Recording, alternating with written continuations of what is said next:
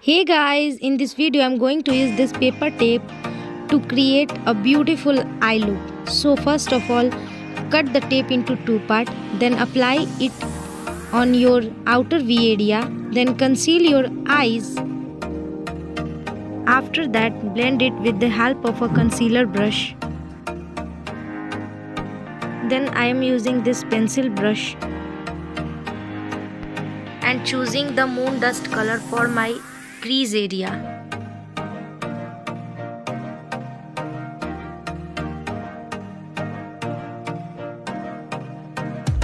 Now I am using sandalwood color for my eyelid area.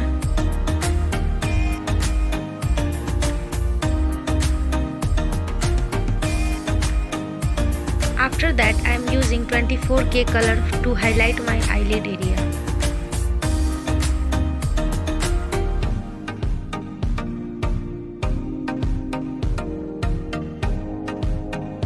After that I am using an eyeliner to finish my eye look.